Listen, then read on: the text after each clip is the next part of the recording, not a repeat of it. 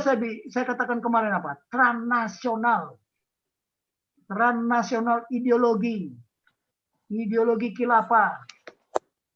Mati-matian mereka. Makanya jangan heran kalau GKI Jasmine tidak bisa dibangun di Bogor karena dia gereja yang dibangun di situ akan apa? Akan menjadi apa? Informasi. Ya, garis depan. Kan itu yang dia pikirkan. Karena kita ini beradu strategi khilafah sama strategi nasional. Nanti saya sampaikan ya. Saya kirim ke Pak Paul. Kita belum sampai ke sana. How-nya itu belum, Pak. Baru kita bicara what-nya. Ya, apa what? What itu apa? Ya, oke lah. Saya kira bisa menjawab dulu ya. Mungkin ada pertanyaan lain Pak Paul yang belum saya jawab. Kalau masalah buku ya gimana ya? Saya baru bikin PowerPoint. Nantilah kita pikirkan. Oh, tadi Pak Jenderal mau jawab saya tapi potong tuh. Iya, iya. Oh ya, Susu Kuda terus Pak Hendro Firleso masuk ya.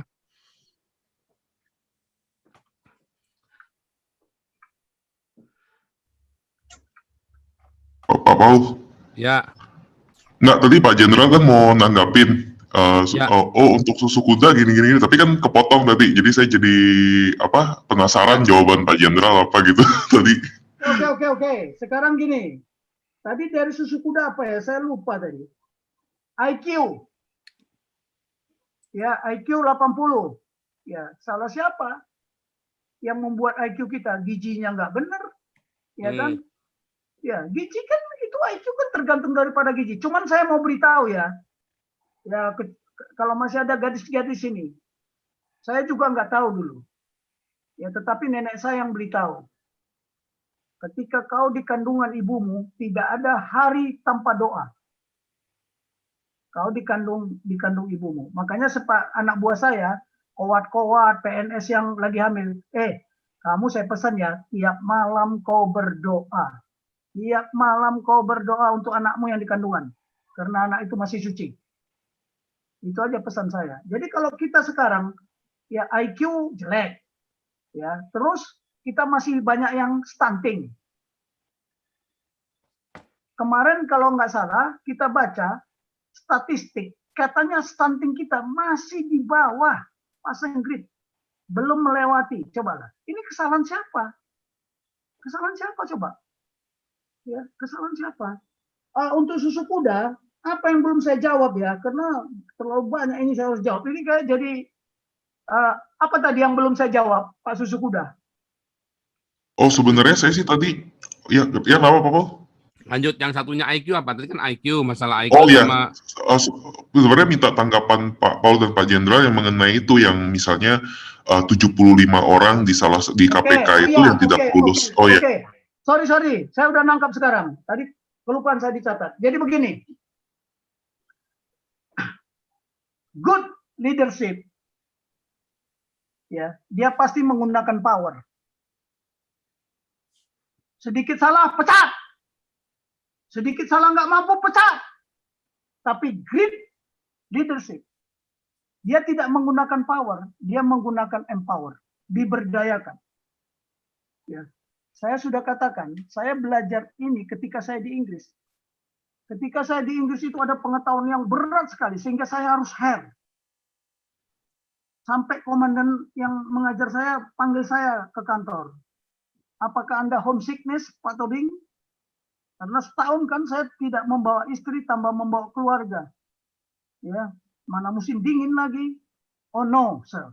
Saya bilang, this stuff very, very difficult for me. Terus dia marah nggak sama saya? Dia menggagalkan saya nggak? Tidak lulus. Oh tidak. Dia bawa saya ke rumahnya. Pak Tobing, nanti weekend ke rumah. Anda belajar sama saya di rumah. Sampai Anda mengerti. Karena dia punya prinsip apa? Don't leave the class behind. Ketika dia memberikan sambutan pertama kali kita pembukaan pendidikan, I don't want who will be the best dan who will be the last.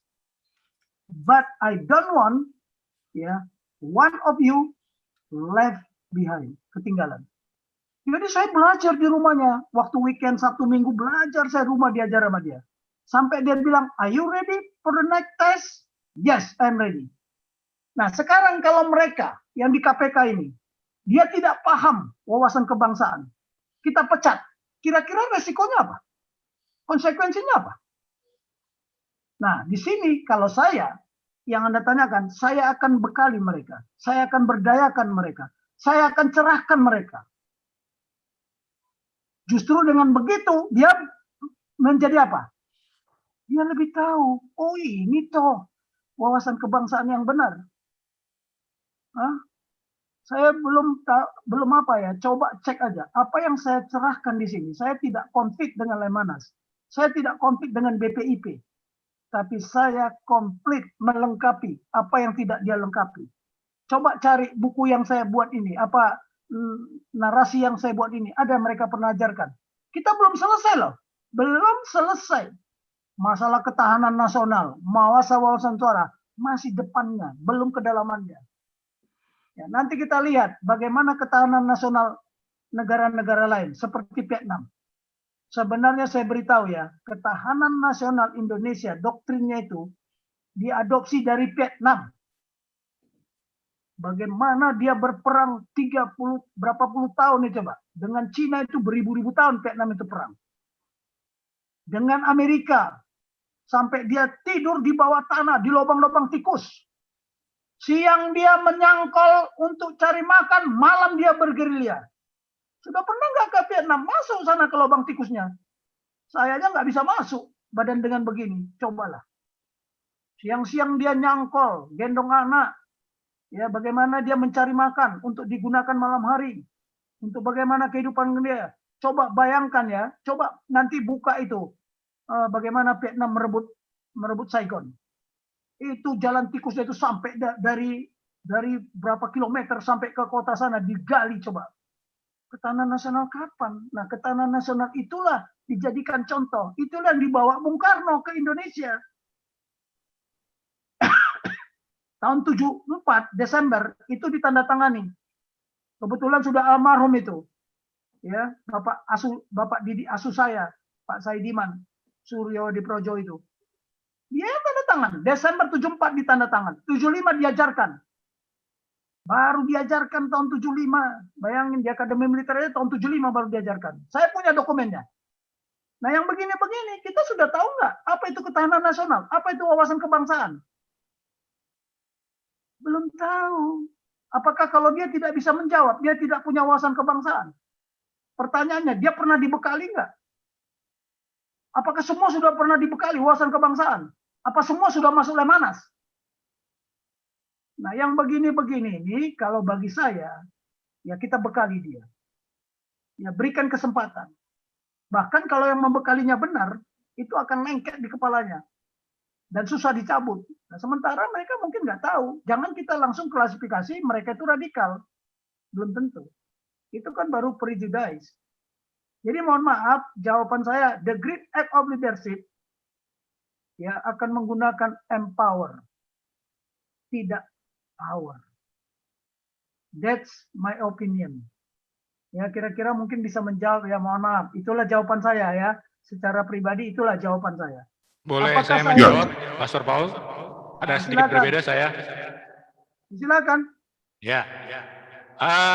Mungkin jawaban saya agak sedikit berbeda, tetapi pertanyaan susu kuda itu menurut saya sangat penting.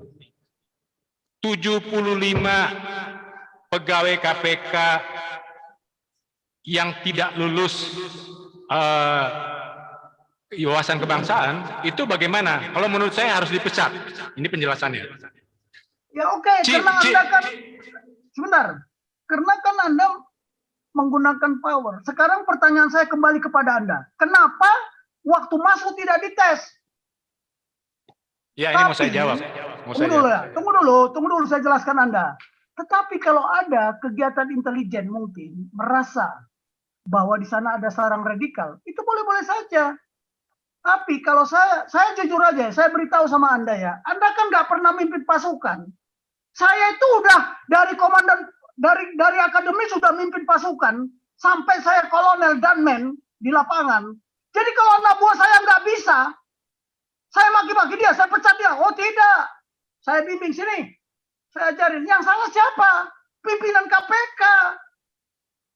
Loh, kalau saya masukin tuh satu-satu. Tanya anak buah saya. Kalau nggak percaya itu masih hidup semua. Malah mereka lebih berkarir dari saya. Tanya itu ajudannya Jokowi. Loh, saya berdayakan dia. Kalau kau beda pendapat silakan. Saya bilang kan, kapan saya menggunakan power, kapan saya menggunakan empower. Memberdayakan dia. Ingat, semua manusia bisa dilatih dan dididik. Dan bisa diberdayakan.